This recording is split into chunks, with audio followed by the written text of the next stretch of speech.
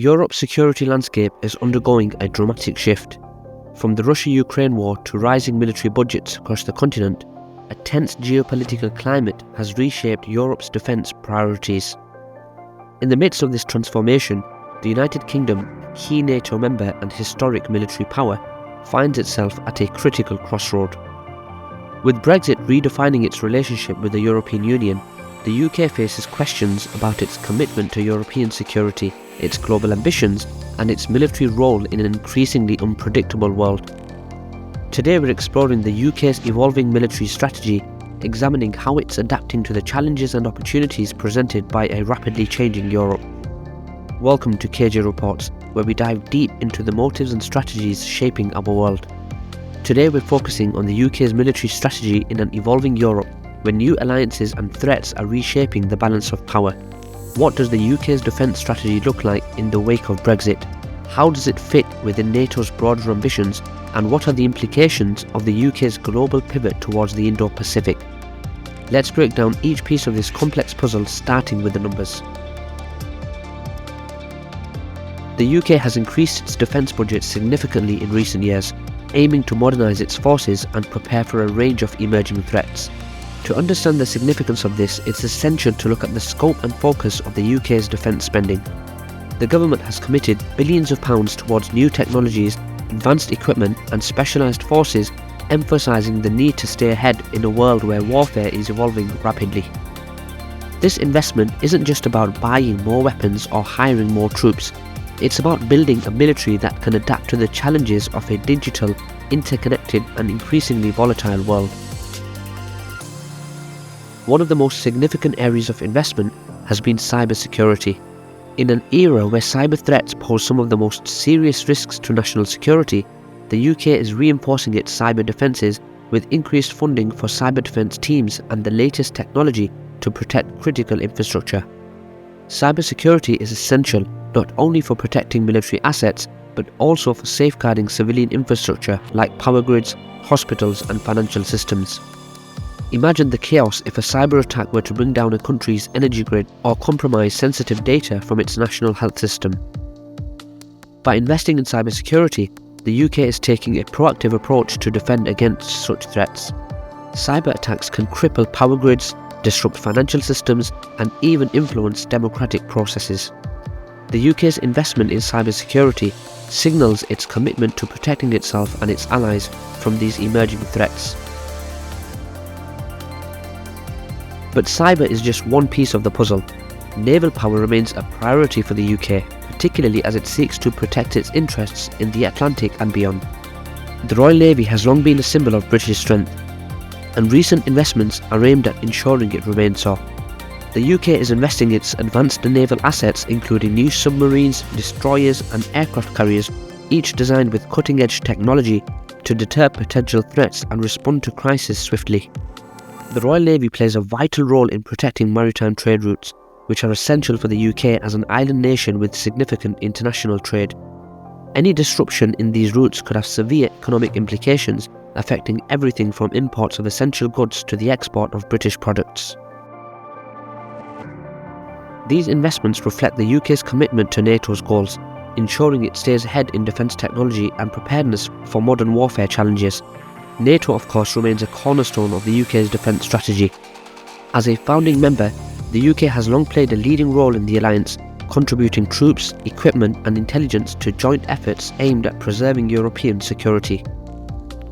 In a world where threats are increasingly interconnected, NATO provides a framework through which the UK can collaborate with allies, share resources and coordinate responses to threats from Russia, cyber attacks and other sources of instability.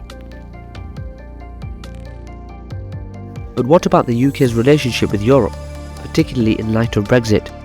Brexit may have altered the UK's relationship with the EU, but it hasn't stopped its global ambitions. In fact, one of the defining aspects of the UK's post-Brexit strategy has been a pivot towards the Indo-Pacific.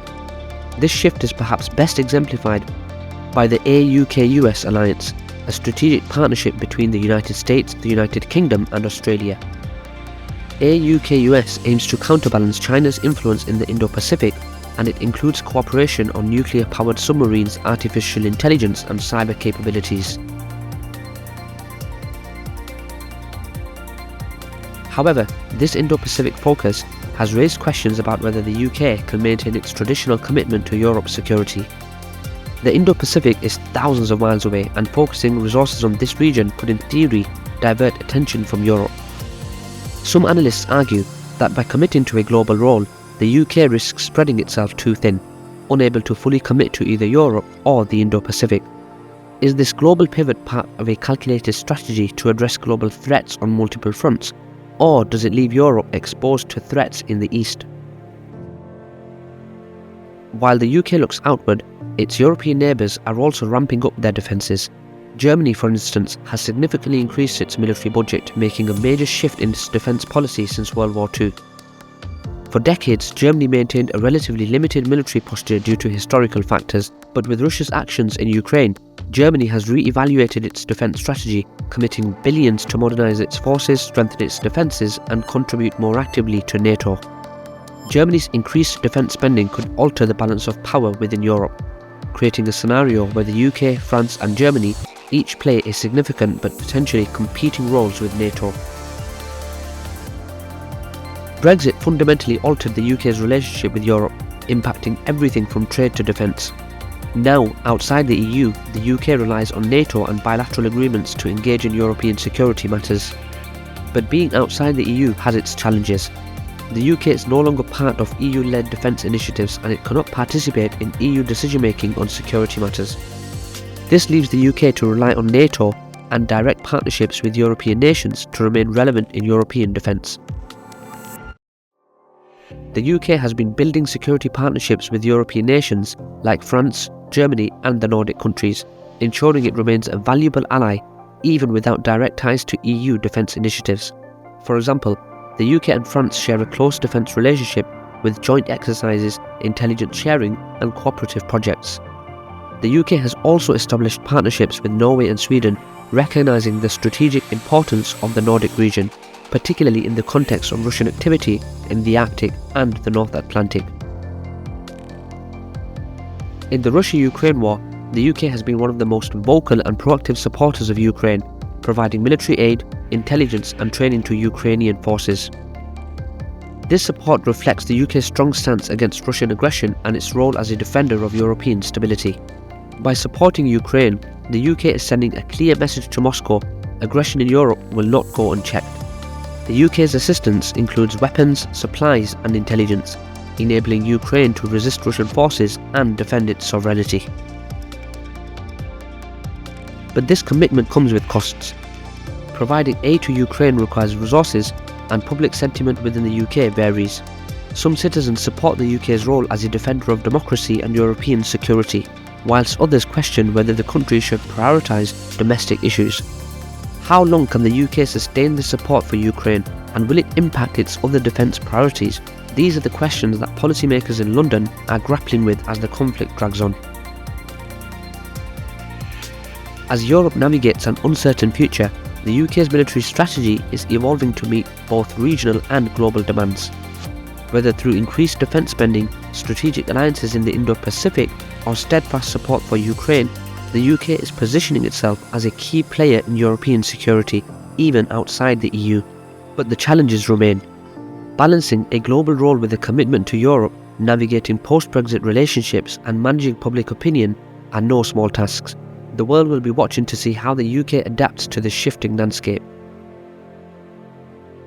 The UK's journey in this evolving geopolitical landscape is far from over. Will it continue to lead in NATO? Can it balance its commitment to Europe with its ambitions in the Indo-Pacific? And how will it maintain influence in European security without being part of the EU? These questions will shape the future of the UK's military strategy and its role on the world stage. As we continue to track these developments, one thing is clear: the UK's decisions will have a lasting impact on European and global security. Thank you for watching KJ Reports. Don't forget to like, subscribe and share for more insights on global issues. Join us as we continue to explore the forces shaping our world. Thanks for watching again, and see you next time.